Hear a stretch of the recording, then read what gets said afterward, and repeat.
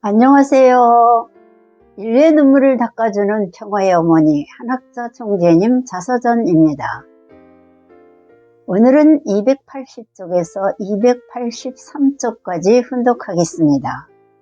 제목은 희생이라는 꽃 한 송이 바치다입니다. 이 결혼 절대 반대다. 당장 집어치워라. 이따위 결혼식이 세상에 어디 있단 말이냐? 내 딸을 데려다가 이렇게 결혼시키다니 아이고 분해라. 안에서는 신랑 신부들이 꽃송이를 들고 엄숙하게 서 있는데 밖에서는 부모들이 몰려와 아우성을 치고 난동을 부렸습니다. 심지어는 연탄재를 던져 아름다운 신부가 뒤집어 쓴 일도 있었습니다. 1960년에 처음 통일교회 합동 결혼식이 열렸을 때 세상은 깜짝 놀랐고 반대하는 부모들로 인해 축하받아야 할 신성한 결혼식장이 아수라장으로 변했습니다. 그때 받은 핍박과 비난은 필설로 이루다 말할 수 없을 만큼 험악합니다. 그러나 그 아픔과 반대를 딛고 합동 결혼식은 반세기 넘게 지구촌 곳곳에서 면면이 이어져 오고 있습니다. 예나 지금이나 통일교회 합동 결혼식은 희생과 배려의 또 다른 상징입니다. 원래 사랑에는 희생이 따릅니다. 어느 시인은 사랑은 나를 버리라는 아픔이라고 노래하기도 했습니다. 나를 버리지 않으면 참된 사랑을 이루지 못합니다. 남자는 여자를 위해서, 여자는 남자를 위해서 태어났습니다. 그러므로 사랑하는 사람을 위해 나 자신을 기꺼이 희생해야 합니다. 너는 좋은 대학을 졸업했고 좋은 직업도 가졌다. 그러나 네 신부될 여인은 학교를 제대로 나오지 못했고 집안도 가난하다. 결혼하겠느냐? 이렇게 물으면 대부분 싫습니다라며 고개를 좌우로 젓습니다. 그러나 통일교회 식구들은 큰 소리로 대답합니다. 네, 감사합니다.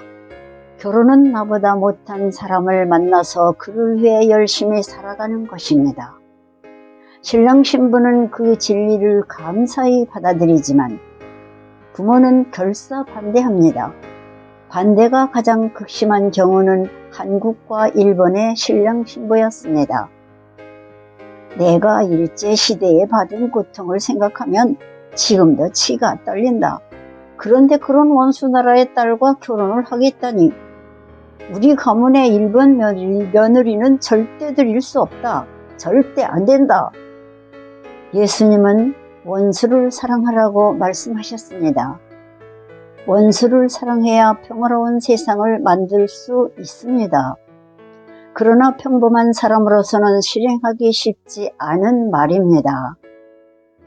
입술을 깨물며 합동 결혼식을 올린 신랑 신부들은 결혼 후에도 가시밭길이 기다리고 있었지만 누구 하나 포기하지 않았습니다. 아들, 딸을 낳고 행복하게 잘 살아갑니다. 2018년 가을 희망전진대회가 청평 수련원 내 청심 월드센터에서 열렸습니다. 효정 스피치로 무대에 오른 전남 장성교회의 고바야시 게이코의 간증이 있었습니다. 그녀는 일본에서 공무원으로 남부럽지 않게 지내다가 1998년 한국으로 시집을 왔습니다. 결혼을 하면서 어느 가정처럼 달콤한 신혼생활을 기대했지만 그런 평범한 행복조차 그녀에게 허락되지 않았습니다. 남편은 간질병 환자였습니다. 평소에는 얌전하다가도 스트레스를 받으면 발작을 일으켰습니다. 그러다 보니 갈수록 삶에 무기력해지고 매사에 무관심했습니다. 어떤 일에도 감동을 느끼지 못했습니다. 그녀는 남편과 이혼하고 일본으로 돌아가야겠다는 생각만 가득했습니다. 가기 전에 청평 수련원에 들렸습니다. 속죄 기도라도 해야 마음이 편할 것 같았습니다. 그녀는 하나님께 매달려 기도했습니다. 며칠 후 갑자기 하늘에서 음성이 들렸습니다. 사랑하는 내 딸아, 내가 너를 사랑하는 만큼 나는 내 남편도 사랑한단다. 몸이 약하고 외롭게 사는 불쌍한 내 아들을 네가 내 대신 보살펴주면 안 되겠니? 그녀는 그 자리에서 진심으로 회개하고 통곡하며 용서를 빌었습니다. 그 후 마음의 문을 열어 점차 남편을 사랑하자 하나님은 그녀에게 사랑스러운 아들을 허락해 주셨습니다. 그러자 남편에게도 변화가 생겨 몸이 건강해지고 일자리도 찾아 집안이 안정되었습니다. 지금은 부부가 열심히 5남매를 키우며 행복한 삶을 꾸려가고 있습니다. 대회가 끝나고 며칠 후 나는 일본 선교사 모임을 가졌습니다.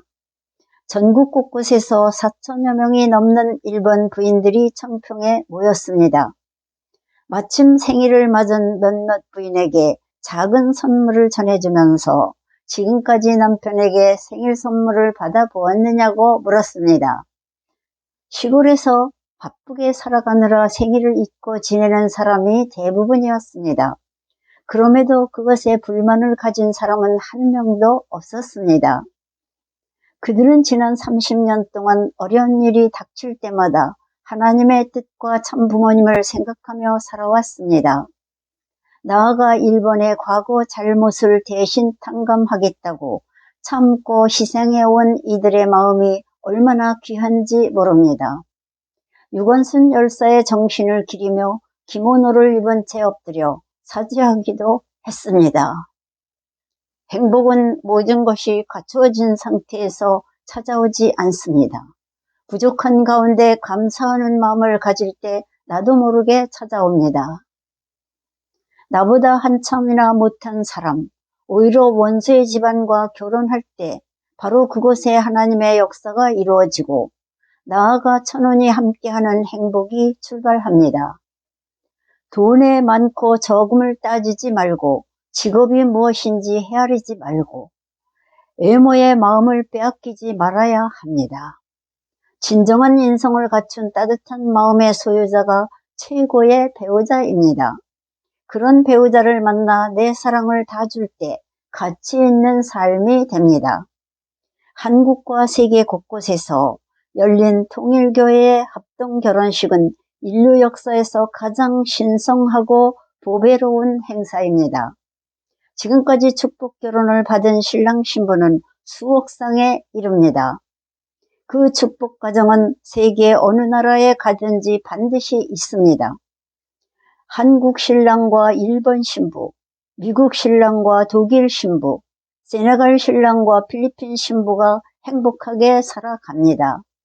말이 다르고 생활 습관이 다른 것이야 금방 극복됩니다. 중요한 것은 부부가 서로 사랑하며 하나님의 뜻을 실천하며 살아가는 것입니다. 오늘은 여기까지 훈독했습니다. 경청해 주셔서 대단히 감사합니다.